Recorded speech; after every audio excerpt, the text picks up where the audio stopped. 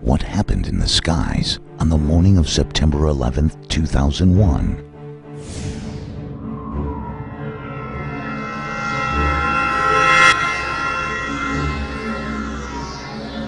Why did America's air defense seem to be ineffective? American 11, boss just gave us a heads up and said that he was heading towards Washington. Now, where are you getting this information from on American 11? Okay. You know what? Get rid of this goddamn sim. Turn your switch. Hey, turn the sim switches off. Get rid of that crap.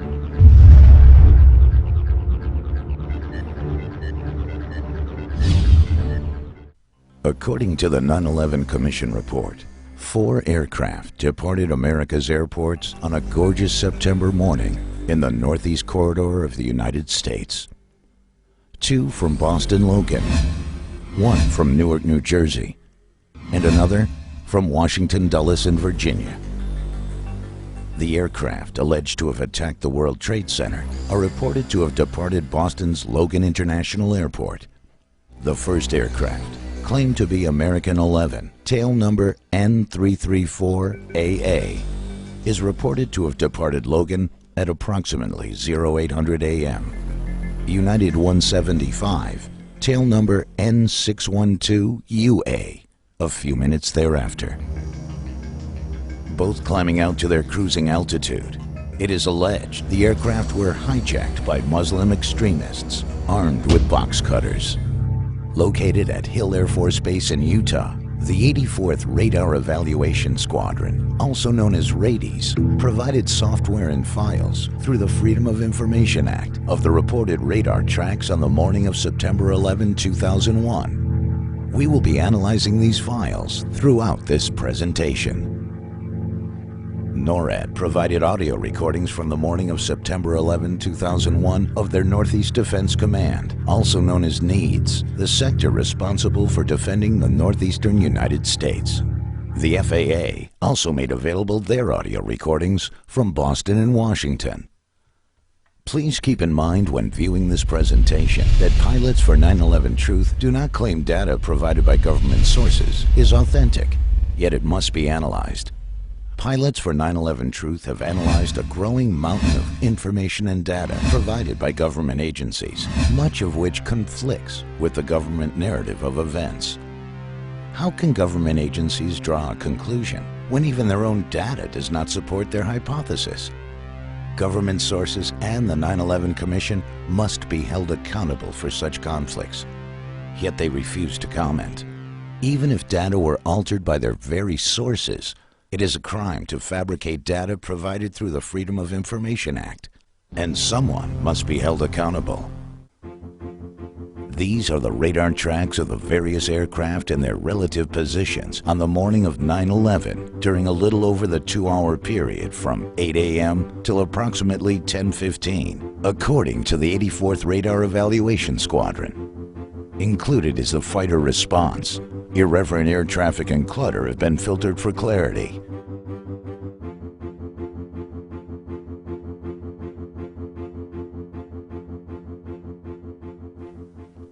According to the tapes, at approximately 08:15, American 11 was given a turn 20 degrees to the right to avoid traffic. Turn 20 degrees right. The crew read back the instructions and made the turn. Right, American 11. Roughly 15 seconds later, American 11 was given an instruction by ATC to climb and maintain 35,000 feet. American 11, climb maintain level 350. There was no reply. Boston Center made continued attempts to contact American 11 without success. American 11, climb maintain level 350. American 11, Boston. United 175 checks in on the frequency after departing Boston Logan. United 175 out of 19 to 230. United 175, Boston, Center, Roger. The next time American 11 is heard from was the widely publicized infamous call from Mohammed Atta, supposedly at the controls, in which he is alleged to mistakenly have transmitted over the air a demand meant for the cabin. Is that American 11 trying to call? Buddy, we have some planes. Just stay quiet and you'll be okay. We're turning to the airport. This roughly 10 minutes after the last call from the crew. And who's trying to call me here? It is important to keep in mind, this transmission could have been broadcast from anywhere.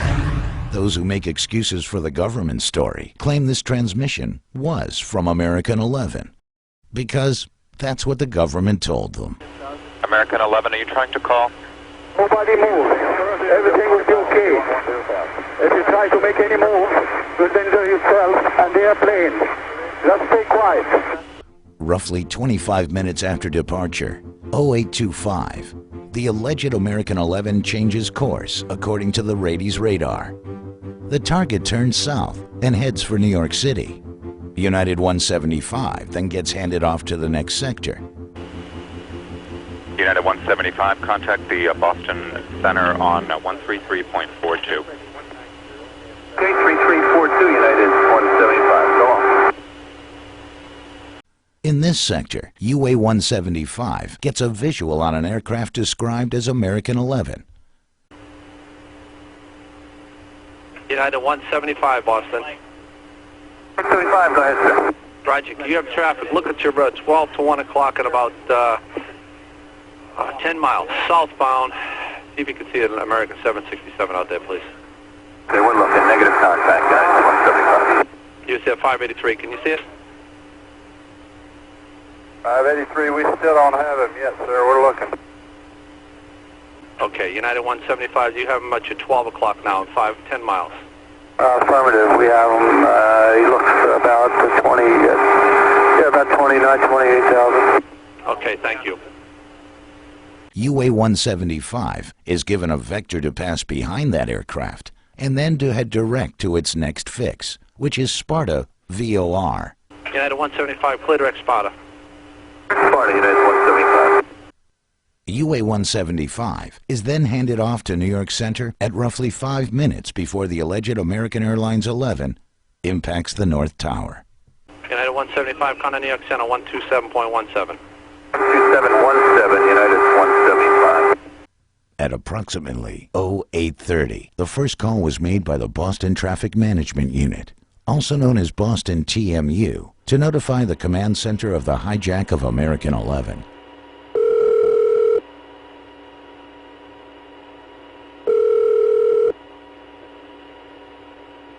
Command Center East, Tony. Hi, Tony. Good morning, Boston Center. I got a situation here with American 11, American 11, Boston departure to LAX. We believe it's a possible hijack situation. Okay, tell me more. Okay, he departed Boston. We lost radio communications with him. Then we lost his transponder, and they believe that they heard in the background something, a threat. And right now, What, a threat, you said? a threat. And right now the aircraft is just west of Albany, going southbound. Okay, I see him. And he's Nobody's talking to him, right? nobody's talking to him at this time, correct? Okay. Anything I can do to help you right now? And no, I mean, just an advice. We have no idea where this aircraft is going. Maybe a hit up to New York Center.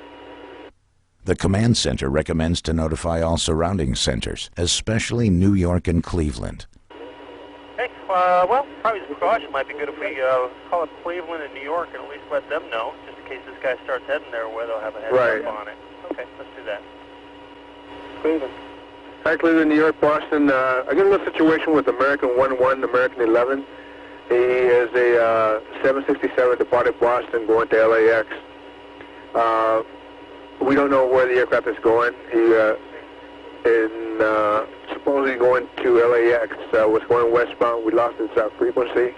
Then we lost his transponder, and now the aircraft is just west of Albany, heading due south. Oh, my goodness. Do we have the data block on it? Yeah, it's a primary target presently, and it's heading southwestbound. Okay. No altitude encoded right now. I'll advise the area. The last altitude observed was flight level 290. 29. Heading southwestbound. He's like towards Hancock, Right around there.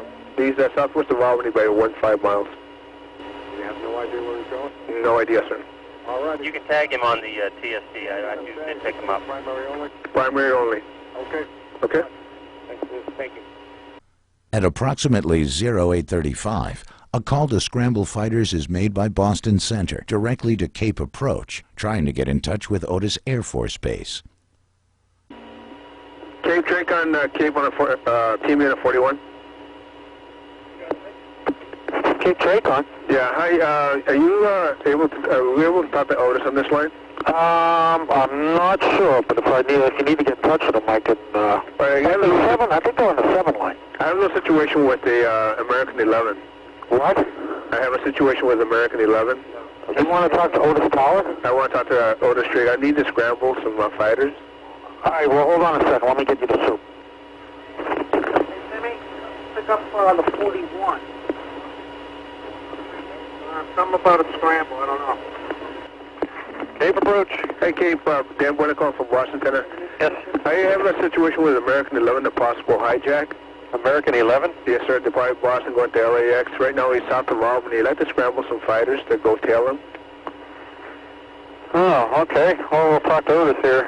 Okay, and just put if he wants, just depart, and we'll put a flight plan in for him. At 0840, 5 minutes later, Boston calls the command center to speak with New York Tracon Direct, letting them know the hijack is confirmed.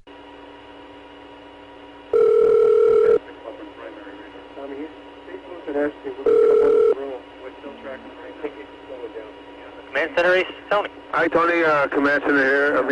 Boston Center here. Could I get New York Tracon? You bet. Oh, nothing with the... Yes, with American 11. Say it again? Oh, a reference to American 11. Right, have you had any contact with him yet? No contact. It is confirmed hijack, though. Tracon. Hey, Tracon, hi, Boston Center, good morning. American 11, 767, possible hijack. Okay, American 11, 75, and... 76. Where's he landing? Right now, we don't have any idea, but he was to the northwest of Albany, and now he's down by Sparta, losing speed very rapidly. We believe he's a primary only, and we believe he's on the descent. That's why he's slowing down. I'm just trying to... and he's around the Sparta area now, you say? Yeah, he's around the Sparta area right now. Wow, I just don't see anything. Yeah, it's a primary target right now.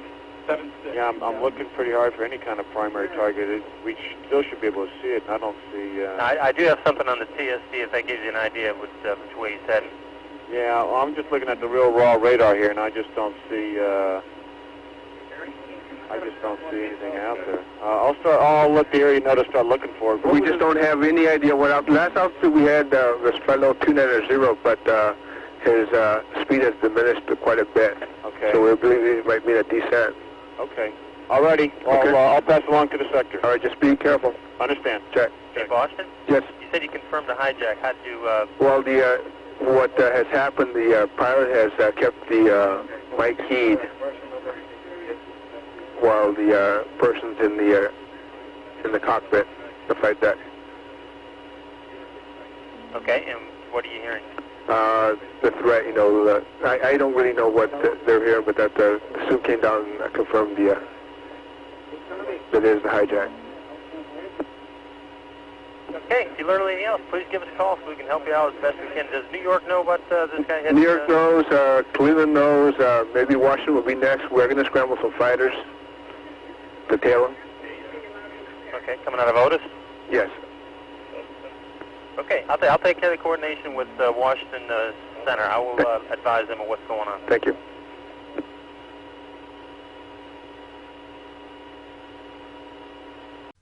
According to the command center, Washington was also being advised at this time to keep an eye out for suspicious aircraft. This was an hour prior to the attack on the Pentagon. At 0845, 1 minute prior to the North Tower impact, Cape calls Boston and advises them they would need to get authorization from the Northeast Defense Sector, also known as NEADS, to launch fighters. CAPE gives Boston the flight ID of the fighters as Panta 45 and 46.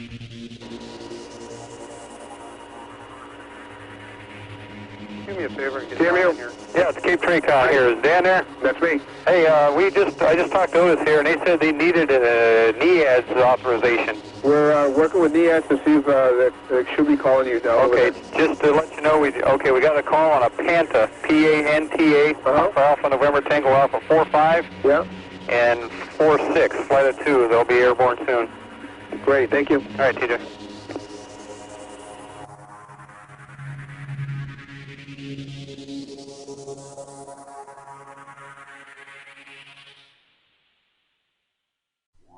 It is interesting to note that American 11 and United 175 both have the same departure and destination, Boston to LAX, but were given different routing.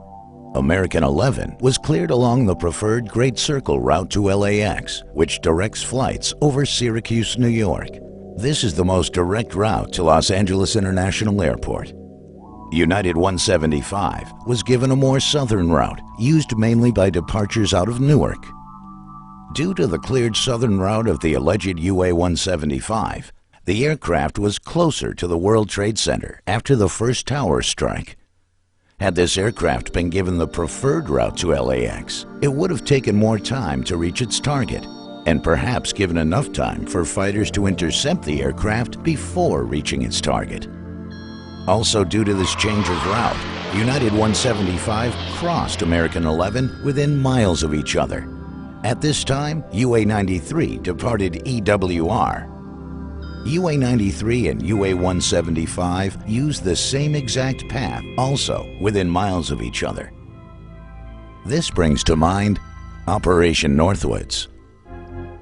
Operation Northwoods was a mission developed by Joint Chiefs of Staff Lemnitzer. The operation dictated swapping commercial aircraft once airborne for drones and shooting them out of the sky. This action was to be blamed on Cuba in order to justify an invasion, a classic false flag mission. Stage an attack and blame it on your enemy to gain public and, most importantly, congressional support for war.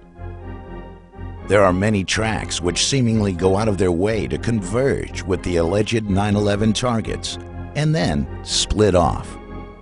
Was a swap occurring at these points? A sort of revised and updated form of Operation Northwoods? Of course, a simple explanation will be offered by government agencies and those who make excuses. But the coincidences cannot be ignored.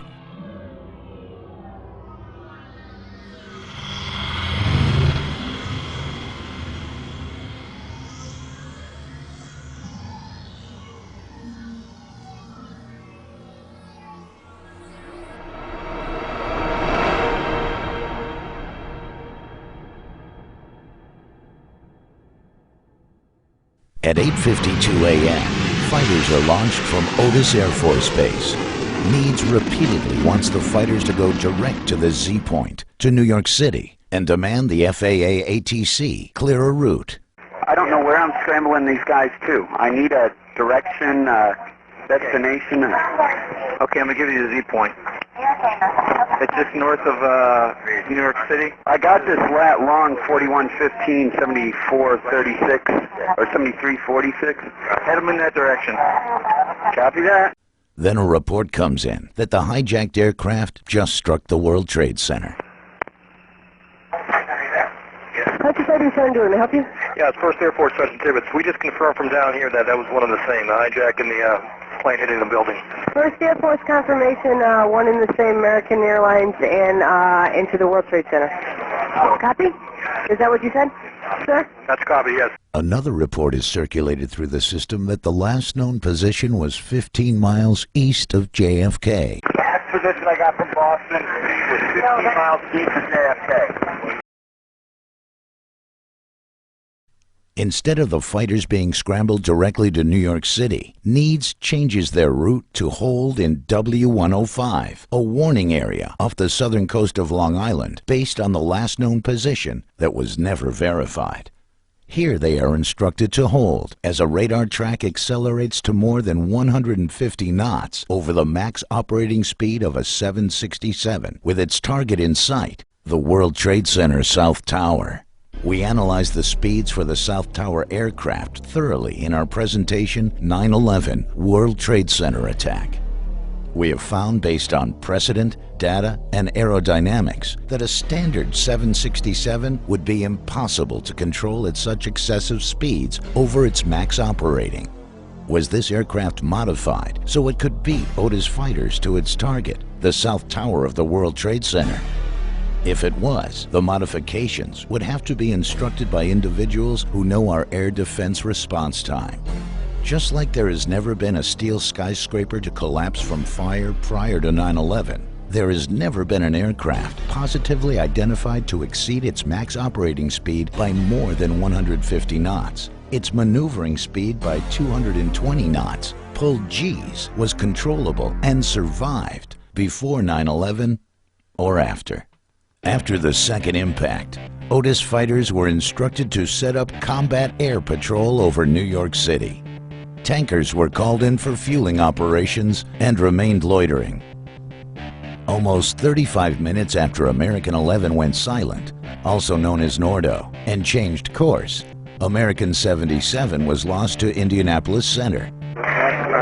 Indianapolis Center was working this guy. What guy? American 77. Okay. At flight level 350. However, they lost radar with him, they lost contact with him, they lost everything, and they don't have any idea where he is or what happened. So what we've done at the surrounding centers here is to tell everyone to look out for limited codes, primary targets, or whatever the case may be. Okay. Indianapolis contacted American Airlines 3 times to notify them of another missing aircraft. At 9:08 a.m., Langley was also notified and ordered to battle stations, an order in which pilots are sitting in their cockpits, ready for flight. Yet Langley fighters didn't get airborne till almost 20 minutes later. Tell Foxy to scramble Langley, send them in the same location. Battle stations or scramble? Battle stations only, Langley. And were given instruction to head out over the Atlantic instead of directly to protect Washington. Say again where you want him? We want him in the Whiskey 386 area. All right. Yeah, thanks, okay, brother. As soon as the Pentagon was attacked, Langley fighters turned towards Washington. There are many other bases closer to Washington and New York City that offer defense. Otis and Langley were selected due to the fact many fighters from other bases were out on training exercises. Several training exercises were in effect on the morning of 9/11.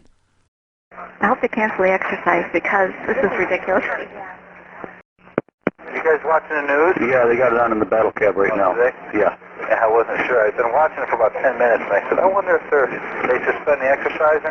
Not at this time, no. Okay, I've never seen so much real-world stuff happen during an exercise. Andrews Air Force Base is within 10 miles of Washington, D.C. The fighters were sent to North Carolina. Atlantic City F-16s are much closer to New York City than Otis Air Force Base F-15s. Atlantic City fighters were training out over the Atlantic. In fact, Otis also had fighters out on training missions. He had 2 fighters on alert. Needs was also in training mode when the attacks occurred. Needs had simulated tracks on their radar screens and didn't remove them till almost 9:30 a.m., well after the second tower impact. According to Captain Jeff Lottis, a former F-15 fighter pilot with 2 tours of duty in Iraq, false inputs on radar screens is unprecedented, except on 9/11. You can hear the confusion when Needs is attempting to locate their tankers. Call sign Team 23. No, Team 21 and 107. Thank you.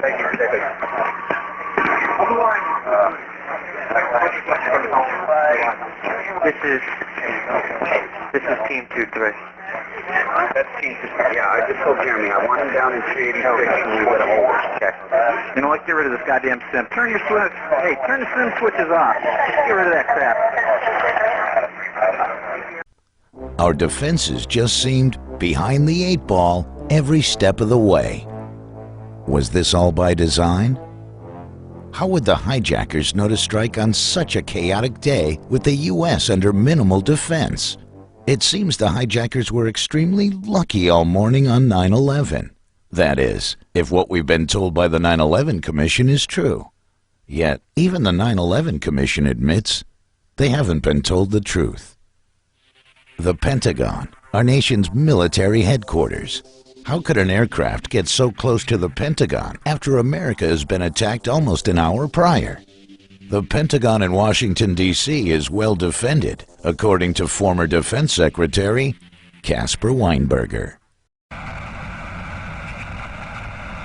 The city is ringed with Air Force bases and Navy bases, and the ability to get defensive planes in the air is very, very high, and at the same time you would do what is being done, and that is closing off the entire airspace so that you, in effect, the whole Washington area is a no-fly zone, so that any planes that can't identify themselves that get into that are to be shot down. Does the Pentagon also have anti-aircraft defense? Certainly the general public would not know of such installations, as our enemies would obtain the same information. If the Pentagon did have such a defense, it would certainly be classified. April Gallup is a survivor of the Pentagon attack. She crawled through the hole in the Pentagon holding her son. April says that she did not see any evidence of an aircraft crash and didn't even know an airplane was reported to have caused the damage till she got to the hospital. April is extremely puzzled by the fact that there were no warnings or defense of the Pentagon attack, especially when everyone in the world knew America was being attacked after the World Trade Center strikes. When discussing airspace surrounding our nation's capital, often the restricted airspace referred to is the prohibited areas around the Capitol building and the White House. We have to look further out. This is known as Class Bravo airspace. It is a highly controlled airspace in which you need a clearance to enter, including two-way radio communication and a working Mode C transponder that reports your altitude. New York and Washington, D.C. both have Class Bravo airspace surrounding their hub airports. New York covers JFK, Newark, and LaGuardia, while Washington covers Baltimore, Reagan National in the middle, and west to Dulles. American 77 was lost from radar when its transponder was shut off at 8:56 a.m. This is 10 minutes after the first tower strike, and 16 minutes after Washington was notified to keep an eye out for suspicious aircraft. Danielle O'Brien at Washington TRACON observed a fast-moving target penetrating Washington Class Bravo. She wasn't notified of the events in New York, yet Washington Center was advised. Why was this information seemingly intercepted from getting to TRACON controllers in Washington? Had Miss O'Brien and her colleagues been advised of the events in New York, would she have been more alert to have the target penetrating Washington Class Bravo intercepted? Would the word have gone out to the Langley fighters, who were now heading out over the Atlantic? If the unidentified target reached Washington, D.C., certainly Pentagon aircraft defense could have played a role, if April Gallup is correct.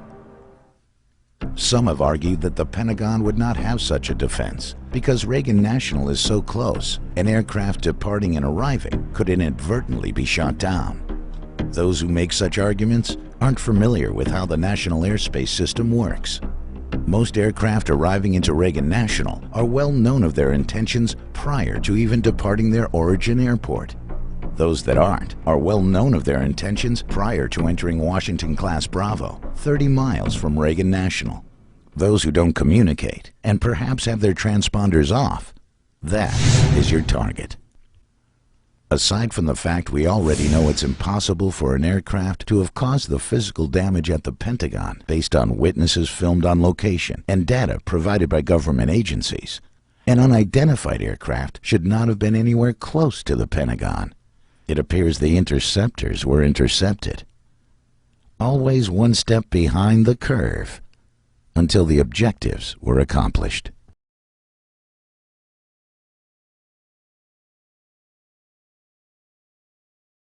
The confusion caused throughout the system on 9/11 seems to be the contributing factor of why the perpetrators were so successful in carrying out their missions. Hey, turn the swim switches off.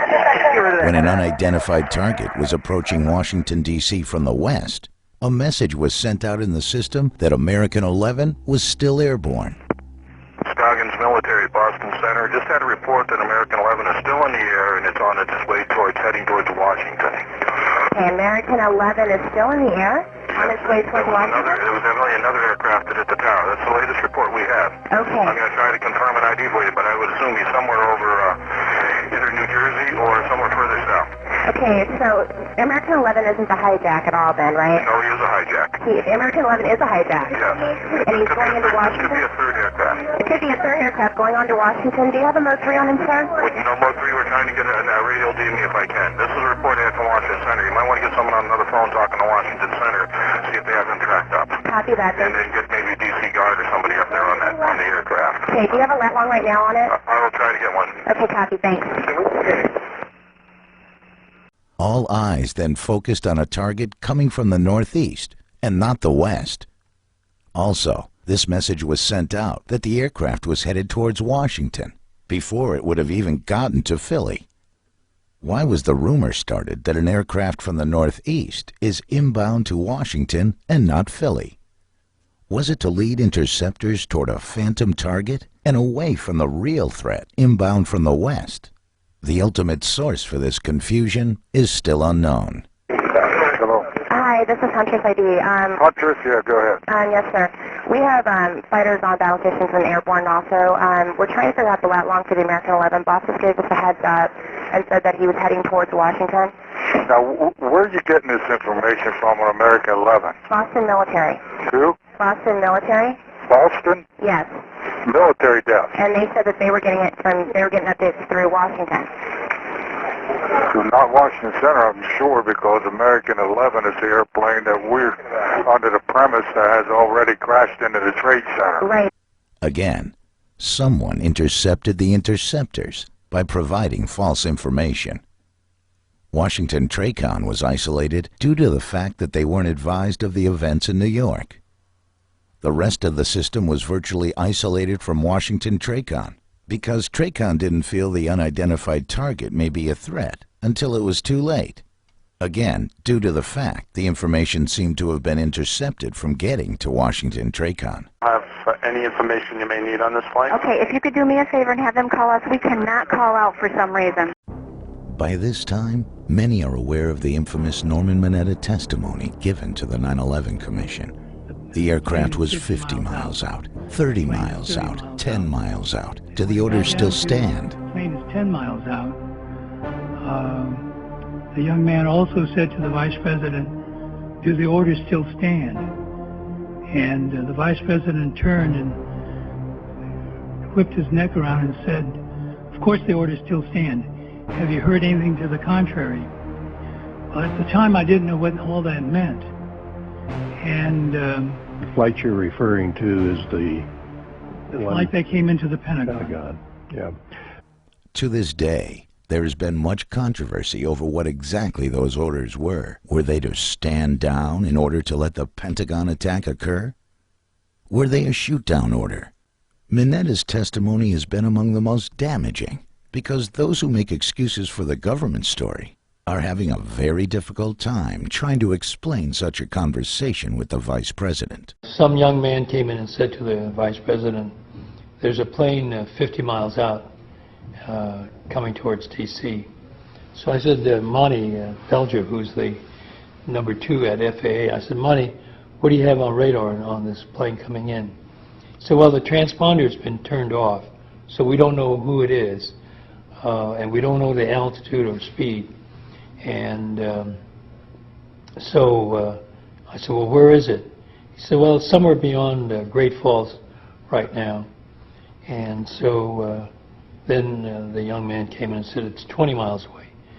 And so I'd say, well, Monty, where is this plane in relationship to the ground? And radar, it's hard to associate with a ground point, but they'd be able to tell you roughly the distance from wherever you are. but he couldn't tell you speed or altitude. And then all of a sudden, as I was talking to him, he said, "Oh, I lost the bogey, lost the target." I said, "Well, where is it?" He said, "Well, somewhere between Roslyn and National Airport." And about that time, someone broke into the conversation. Said, "Mr. Secretary, we just had a confirmation from a Arlington County police officer saying that he saw an American Airlines plane go into the Pentagon." Some have argued that the aircraft which was being discussed was United Airlines 93 coming down from Pennsylvania, and that Mineta had his timeline inaccurate. This can't be the case, as United 93 never got close to the Pentagon. Some have argued it was American Airlines 11, but same thing. American Airlines 11 never got close to the Pentagon. Even in what is called coast track mode, when a radar track of an aircraft continues on its present course based on the last data received, the aircraft still would not have been close to the Pentagon. The aircraft target being discussed by Vice President Cheney and overheard by Mineta could only be the target inbound from the west, which penetrated Washington-class Bravo airspace. Combine that with the fact that the Langley fighters were headed out over the Atlantic during this time and turned inbound only after the target drops off radar near the Pentagon, it seems pretty obvious what the orders were. An airborne command center, a military version of a 747, was airborne when the unidentified target approached from the west.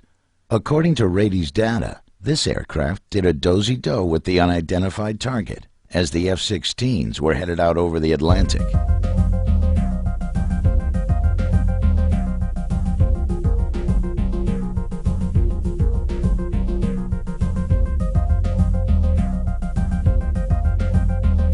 Again, at the moment the target disappears at the Pentagon, the F-16s are then turned towards Washington. Operation Northwoods proposed swapping aircraft for drones and using them in a false flag attack to blame on Cuba. There is evidence of the original aircraft still airborne after their supposed crash. Unlike the false rumors floated through the system in an apparent attempt to intercept the interceptors, there is data which does show UA-93 still airborne after its alleged crash, as well as N612UA, the aircraft which supposedly hit the South Tower. ATC transcripts show UA-93 still airborne at a location just south of the impact crater. ACARS data, a device used for communicating with aircraft, show UA-175 still airborne in western Pennsylvania, almost 20 minutes after its reported crash. This ACARS data reports the closest station transmitting to and from an aircraft. The official flight path of the alleged UA-175 shows that if the aircraft were to receive an ACARS message, it should have come from these transmitting locations. This is the map of the ACARS facility surrounding the New York City area. However, ACARS stations were reported to have transmitted from Harrisburg and Pittsburgh, PA, after the alleged impact at the South Tower. According to radar specialist and electrical engineer Dennis Cimino, this is impossible if N612UA crashed into the World Trade Center.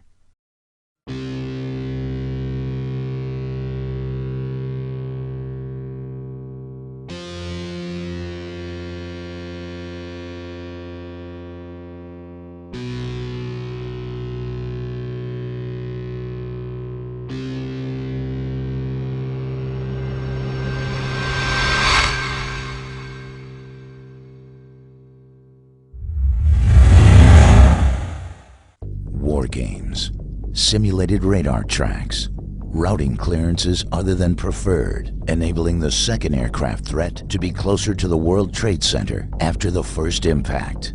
Aircraft exceeding their max operating limits by more than 130 to 150 knots. Inaccurate aircraft position reports, false aircraft target reports, aircraft converging, flying virtually in formation with, and then diverging from reported 9/11 aircraft. Fighters launched in the wrong directions, Aircraft seemingly still airborne after the alleged attacks. Poor communications. Phones not working. We cannot call out for some reason. All right, let me have your number. Is it any surprise that our defenses were always one step behind? While the perpetrators of 9/11 were able to successfully accomplish their mission with military precision. Are we supposed to believe Al-Qaeda was running all this interference so the supposed hijackers could complete their mission? Bin Laden isn't even listed as a suspect for 9/11, yet we went into Afghanistan to smoke him out. These are real questions. The cold hard facts added to the growing mountain of information and data, which does not add up to what we have been told by our government. Write your Congress representatives, your senators, demand a full and thorough investigation before we write more law giving up our freedoms in the name of security.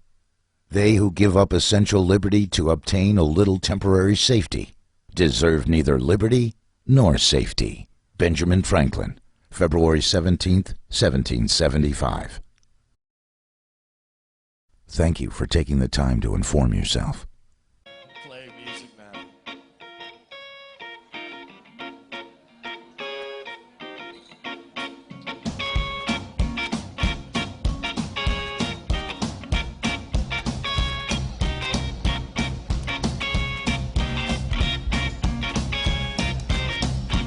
Give a ticket for an airplane. Ain't got time, say no fast train.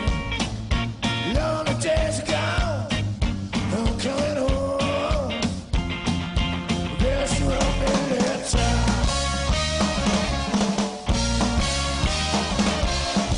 I don't care, but I gotta spill.